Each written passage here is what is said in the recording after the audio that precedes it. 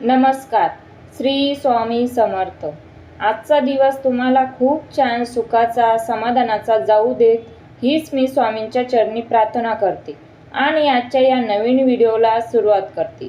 अक्कलकोटच्या स्वामी समर्थ महाराजांची न चुकता रोज सेवा करणारे कोट्यवधी भाविक आहेत.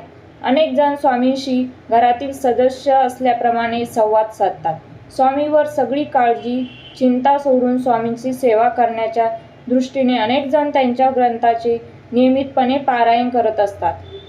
मग आपण स्वामींची जी सेवा करत असू, मग ती नित्य सेवा असेल किंवा आपण संकल्पयुक्त सेवा इच्छापूर्तीसाठी करत असू. बऱ्याचदा असं होतं ना की आपल्या इच्छा पूर्ण होत नाही. मग आपल्याला असं वाटतं की आपण एवढं सेवा करूनही आपल्याला केलेले सेवेचे फळ मिळत नाही. तर त्याचं कारण हे की कोणतेही सेवेचे काही नियम असतात. या नियमांचे पालन केले तरच त्या सेवेचे फळ आपल्याला मिळतं. आणि स्वामींची सगळ्यात उच्च कोटीची सेवा म्हणजे श्री स्वामी चरित्र सारामृताची पारायण. नित्य सेवेमध्ये रोज तुम्ही 3 अध्याय वाचत असाल किंवा रोज 7 अध्याय वाचत असाल किंवा तुम्ही संपूर्ण पारायण करत असाल, महाराजांची कोणतीही सेवा, नित्य सेवा, श्री गुरुचरित्र पारायण किंवा श्री स्वामी चरित्र सारामृत वाचताना देखील याचे काही नियम आहेत. ते नियम पाळणे खूप गरजेचे आहे. तर आज या व्हिडिओमध्ये ते कोणते नियम आहे जे आपल्याला पाळायचे आहे आणि अशा पद्धतीने आपल्याला पारायण करायचे आहे, तरच आपण सेवेचा फळ आपल्याला मिळणार आहे. आज या व्हिडिओमध्ये खूप महत्त्वाचा नियम आहे जो पाळलाच पाहिजे. आपल्याला माहिती आहे परब्रह्म भगवान श्री स्वामी समर्थ महाराज हे पूर्ण ब्रह्म आणि अनंत कोटी ब्रह्मांड नायक आहे. त्यामुळे प्रत्येक गोष्ट ही स्वामी महाराजांनीच निर्माण केलेली आहे. प्रत्येक वस्तू व प्रत्येक ठिकाणी परमेश्वर आहे असे आपल्याला धर्म आणि संस्कृती सांगते. आपण स्वामी सेवा ही स्वामी महाराजांना सर्वसाक्षी सर्वेश्वर मानून करत असतो. तेव्हा स्वामी सेवा करताना स्थळ, काळ आणि वेळेचे कसलेही बंधन आपल्यावरती राहत नाही. परंतु हे जरी जितकं सत्य आहे, तितकंच आपल्याला इच्छित कार्यपूर्तीसाठी, इच्छित कार्य पूर्ण होण्यासाठी जर आपल्याला संकल्पयुक्त पारायण करायचे असतील किंवा संकल्पयुक्त एखादी सेवा करायची असेल, तर आपल्याला काही नियमांचे पालन करणे हे करावेच लागते. त्याच्यामध्ये एक नियम, तुम्ही स्वामी चरित्र सारामृत वाचत असाल तर त्याच्यामध्ये सुद्धा लागू पडतो. स्वामी चरित्र सारामृतामध्ये हा नियम लागू पडतो. मग भलेही तुम्ही हे सारामृत संकल्पयुक्त करत आहात किंवा मग तुम्हाला इच्छा नसतानाही, म्हणजे तुमच्या मनाची काहीतरी इच्छा धरून, नाही तर तुम्हाला फक्त स्वामींची सेवा करायची आहे या कारणाने जर तुम्ही सेवा करायची म्हणून जरी स्वामी चरित्र सारामृत वाचन करत असाल, तरी तुम्हाला हा नियम पाळायचा आहे. तर पहा, आपल्या महाराष्ट्रातील प्रत्येक घरामध्ये, ज्या घरामध्ये स्वामी चरित्र पारायण केलं जातं, त्या प्रत्येक घरामध्ये हा नियम पाळलाच पाहिजे. जर हा नियम आपल्याला पाळणं शक्य नसेल, तर मग आपण हे सारामृताचे वाचन पठण करून काही फायदा होत नाही. हा नियम अत्यंत महत्त्वाचा आहे. आपल्याला माहिती आहे की स्वामी चरित्र सारामृत हा ग्रंथ म्हणजे अमृता समान आहे. आपल्या आयुष्यातील ज्या पण अडीअडचणी असतील, संकट असतील, त्यांच्या पुढे जाऊन जेव्हा आपल्याला या अडचणी आणि संकट सोडवायची असतात, तर आपल्याकडे एकच पर्याय असतो, तो म्हणजे प्रत्येक गोष्टीसाठी स्वामी चरित्र सारामृत. हे आपण वेगवेगळ्या पद्धतीने वाचू शकतो. म्हणजे काय, तर पुस्तक एकच असणार आहे किंवा मग ग्रंथही एकच असणार आहे, त्यातील ओव्या पण एकच असणार आहे. पण आपण जेव्हा एखाद्या विशिष्ट गोष्टीसाठी हे पारायण करत आहोत किंवा संकल्पयुक्त ही सेवा करत आहोत, तर त्याच्यासाठी असं सांगितलं जातं की याची 7 पारायण करा.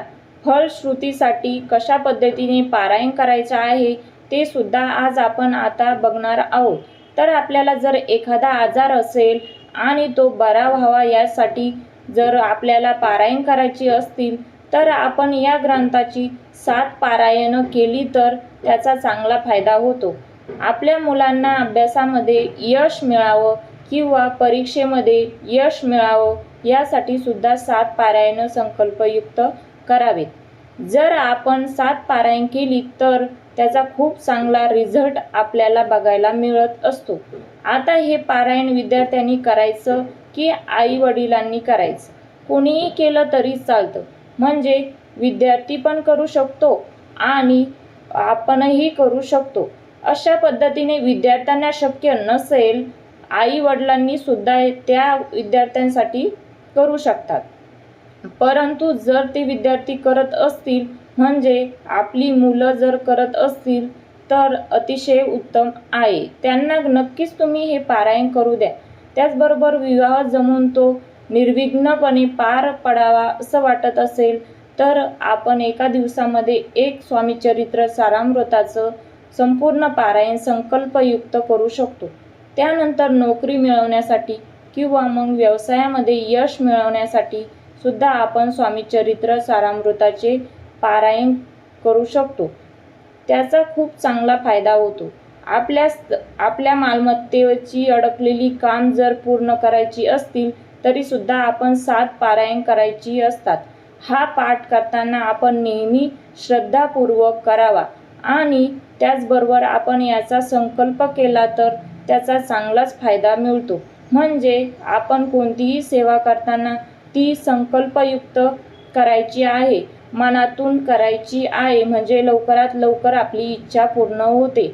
आता तुम्ही स्वामी चरित्र सारामृताची रोज 3-3 अध्याय करत असाल, म्हणजे तुम्ही नित्यसेवा करत असाल, 3-3 अध्याय वाचली तर 7 दिवसांमध्ये तुमचं एक पारायण पूर्ण होतं।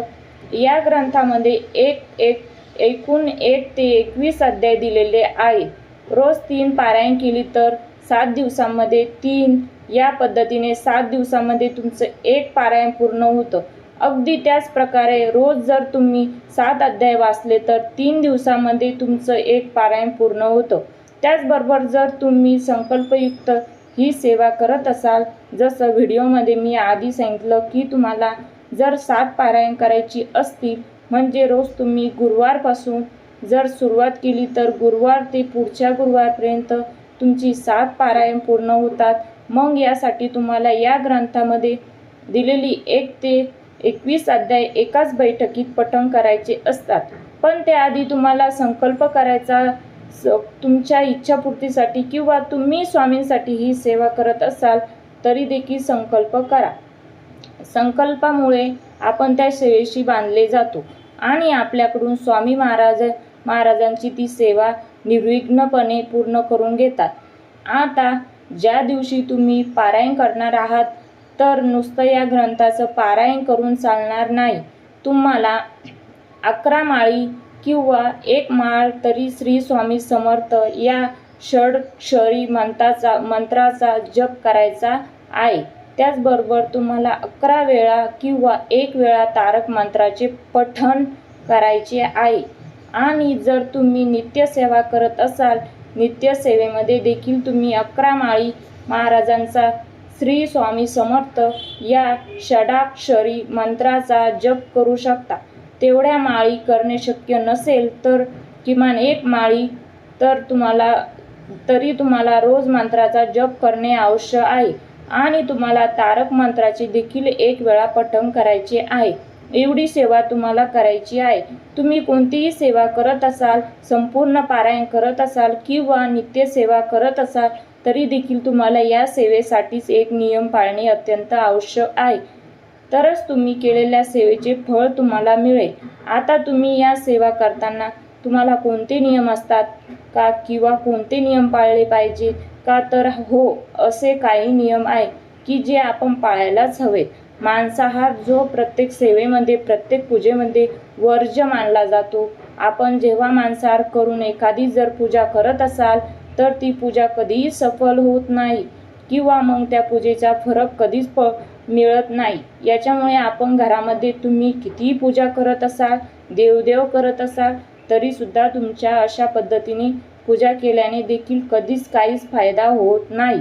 पण जर अशा वेळी आपल्या घरामध्ये नित्यसेवेमध्ये एक महिला हे पारायण करते किंवा नित्य सेवा करते किंवा ती रोज 3 अध्याय वाचते, तर मग अशा वेळी घरातील बाकीचे लोक मांसाहार करू शकतात का?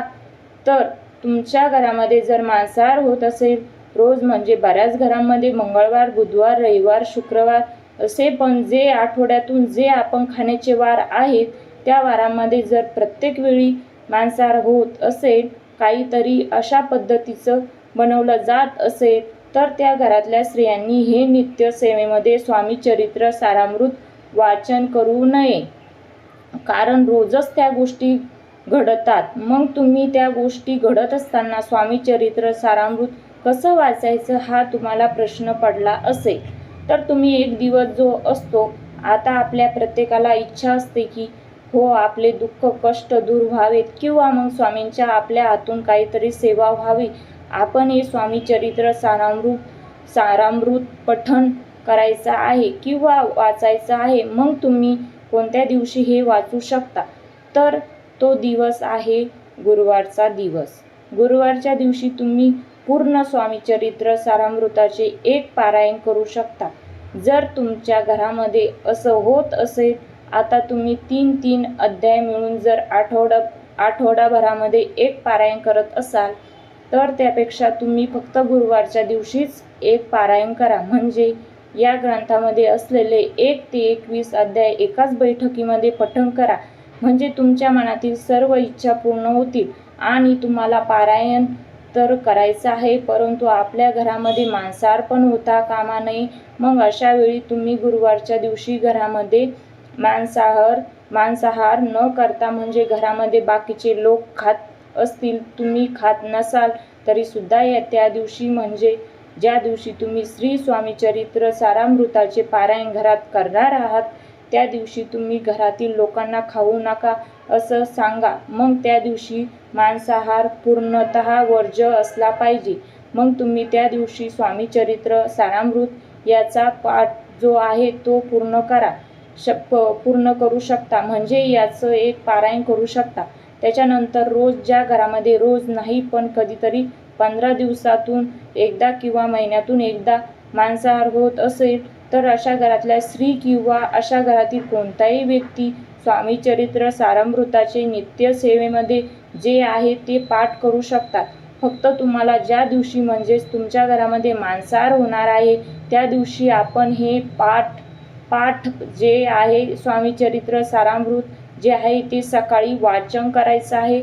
मग दुपारी, संध्याकाळी तुम्ही कधीही ते मांसाहार करा, परंतु ते झाल्यानंतर आपल्या घरामध्ये मांसाहार बनल्यानंतर आपण आपल्या स्वामी चरित्र सारामृत किंवा आपलं देवघर जे आहे त्याच्याजवळ फिरकायचं नाही. कारण हा इतका पवित्र ग्रंथ असतो ना, या पवित्र ग्रंथामध्ये खूप सारी ऊर्जा असते. पण बघा, नित्यसेवेमध्ये रोज 3 अध्याय तुम्ही वाचत असाल, ती स्त्री असेल किंवा पुरुष असेल, त्यांनी मांसाहार करायचा नाही. घरातील इतर सदस्यांनी केला तरी चालेल, तरच तुम्हाला या केलेल्या सेवेचं नक्कीच फळ मिळेल. तुम्हाला कसा वाटला हा व्हिडिओ नक्की कमेंट करून सांगा आणि लाईक करायला विसरू नका. आणि तुम्हाला व्हिडिओ आवडल्यास नक्की सबस्क्राईब करा.